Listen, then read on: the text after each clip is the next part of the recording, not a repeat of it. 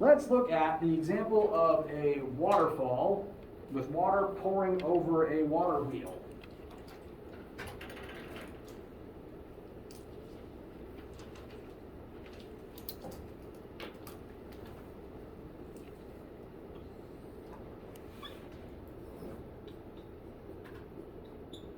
Alright, very poorly drawn system here, but we have water falling over an edge, and that water is going to hit the spokes of a water wheel and give it energy. Now, historically, the purpose of this type of system is to generate energy from the movement of the water, but if, say, you had this water wheel connected to, historically it was probably something set up to grind grain. If you were to try to track the energy from beginning to end, if the end point is whatever farm tool you have this connected to, where did that energy start? Where did it come from? It comes from the water. It comes from the water, but what form was the energy in the water originally? Potential energy. Potential energy, specifically gravitational potential energy. When the water's up here, it's hard to physically see, but when the water is up here, it has energy stored in its ability to fall. All objects, if they can fall further than they already are, have some amount of energy stored in that very fact. For example, when you put something up on a high shelf, it could fall, and when it eventually falls, is the energy involved in that falling magically going to come from nowhere? No, it can't. So that energy that it will release when falling, we know it will have energy when falling because it's moving and there's kinetic energy involved in that. That energy was stored inside it the whole time in the form of gravitational potential energy. And it got that energy when, we're talking still about like an object on a shelf, it got that energy when a person, presumably, did work to put it there. So when you lift something, you exert a force and move the object some distance, and the energy that you spent is now inside the object in the form of GPE, and it will be released and transformed once it starts falling. In the case of the water wheel, the water has GPE up here that gets released as it falls and transferred into the wheel, and it probably got that GPE as a combination of weather and terrain physically lifted the water up to this point. So, GPE is stored within an object's ability to fall, but we can get more specific than that and say that it's stored within the gravitational field. Because we, on planet Earth, are inside of Earth's gravitational field. And when you change heights, you have changed your position within that gravitational field. And therefore you will have a different amount of energy, gravitational potential energy, based on where you are in that field. The higher up you are, the more energy is stored in the field, and the more energy will be released in your movement when you fall.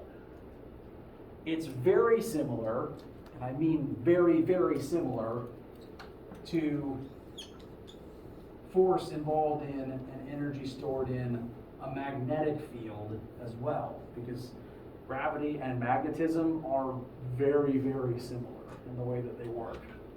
If you have a magnet and hold it near some magnetic object, then that object will suddenly have energy based on its location in that magnetic field.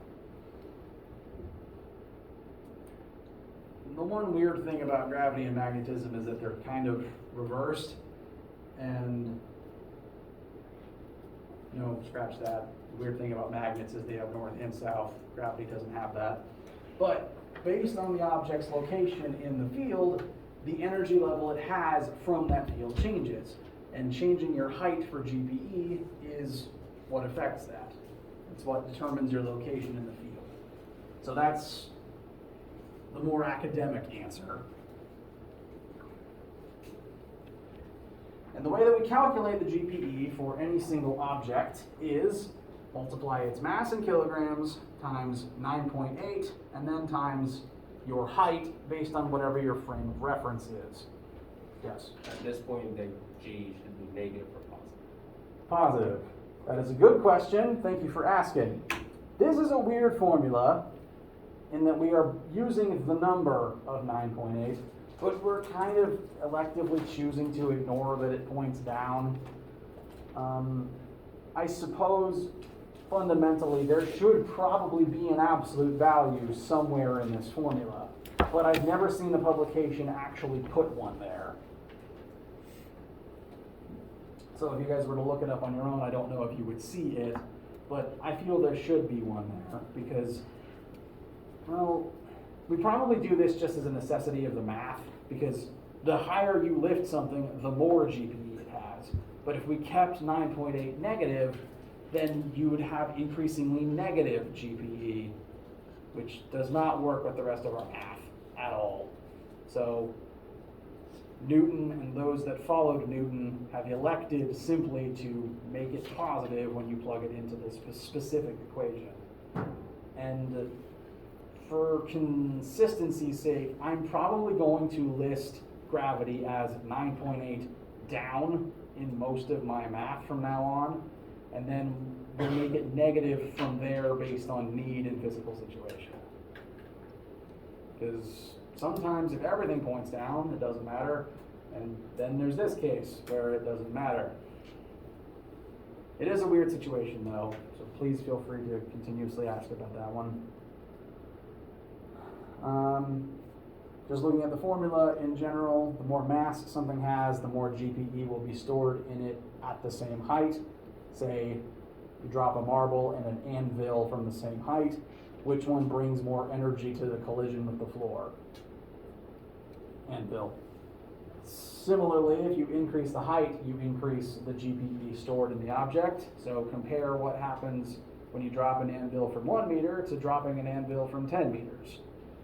The second one's going to make a bigger crater because it brings more energy into the collision, because it had more energy stored within it to begin with. I don't know why I keep using anvils as the example. Looney Tunes made them seem like they'd be more present in my life than they actually are. So, let us utilize this brief formula briefly. Let's look at two separate objects again, and you guys tell me which of the two will have more GPE in this situation.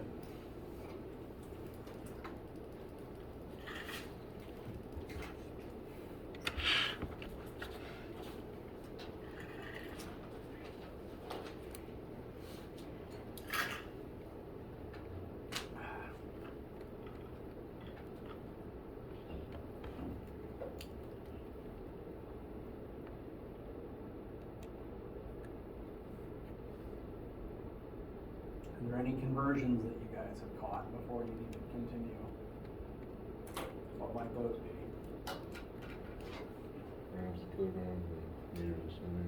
Grams to kilograms and centimeters to meters. Yes. So A, mass of 5,000 needs to become 5. 9.8, height of 10. GPE 100 times 9.8 times 10 centimeters, which is 0.1 centimeters. 0.1 meters, pardon me. So who wins in this case? A, very good. Neither term is squared this time, so one is not necessarily more important than the other. It just reflects how much work is needed to get it to that height, therefore how much energy it will have once it falls and starts moving. It is okay if GPE is still a weird concept. Any questions for right now? So isn't the potential energy equation the same as the GPE, or they're different? Well, sorry. This is the equation for specifically gravitational potential energy. I don't like using the term just potential energy for it because there's other types of potential energy. And we're going to do math for at least one of them in this class. So you might have had a teacher that just said PE equals mgh. I am making that same equation more specific because later on in this chapter we are also going to look at elastic potential energy, and I'd rather not go back and change this afterwards.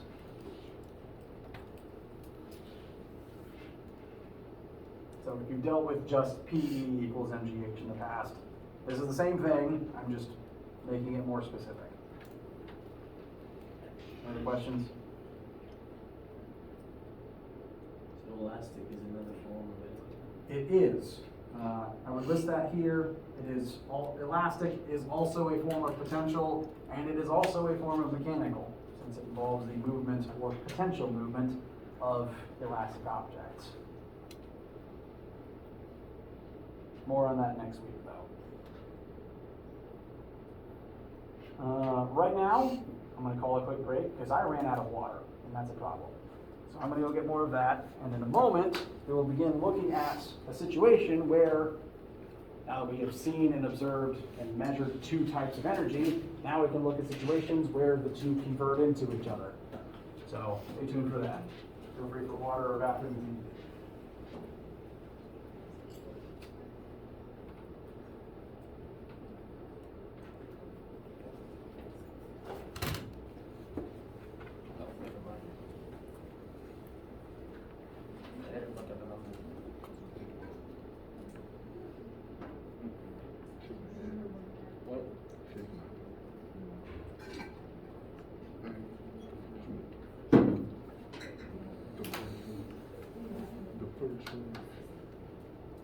What?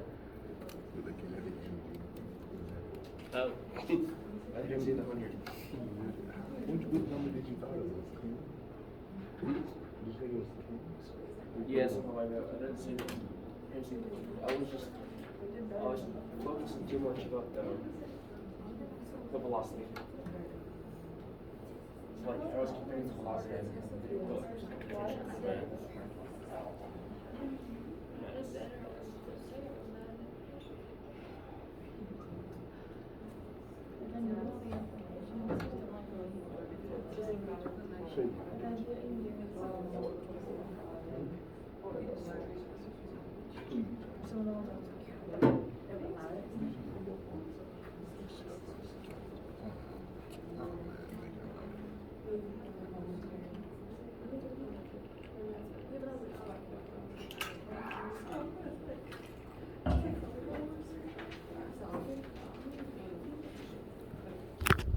Ooh, you did work that good.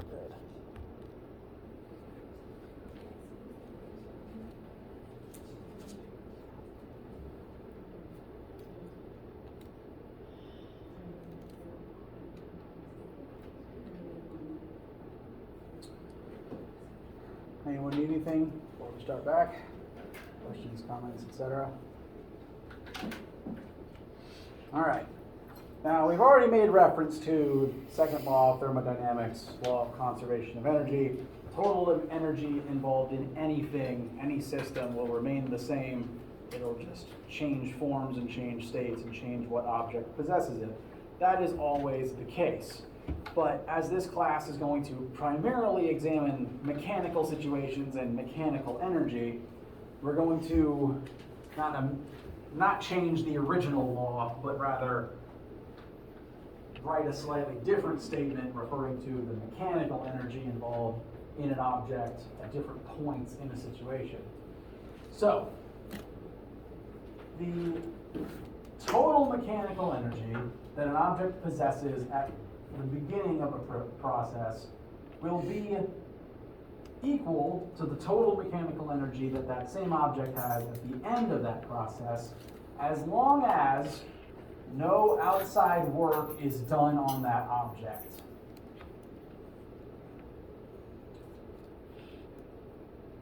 As an example, let's say I throw a baseball. As soon as the ball leaves my hand, I'm not doing work on it anymore. And as long as we ignore air resistance, nothing does work on that baseball until it hits something.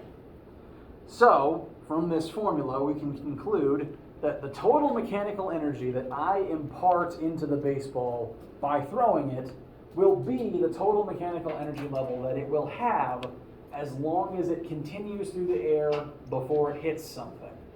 Once something outside of the ball does work on the ball, then that number will change. But before that happens, the total mechanical energy level will remain constant.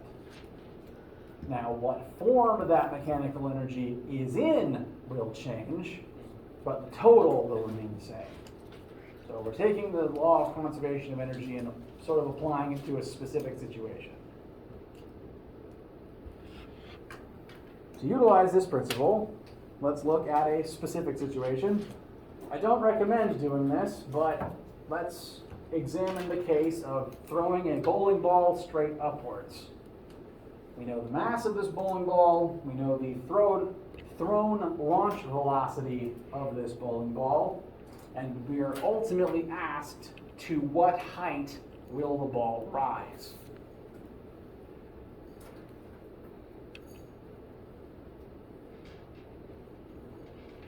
And we have done problems very similar to this. This is technically a projectile motion question.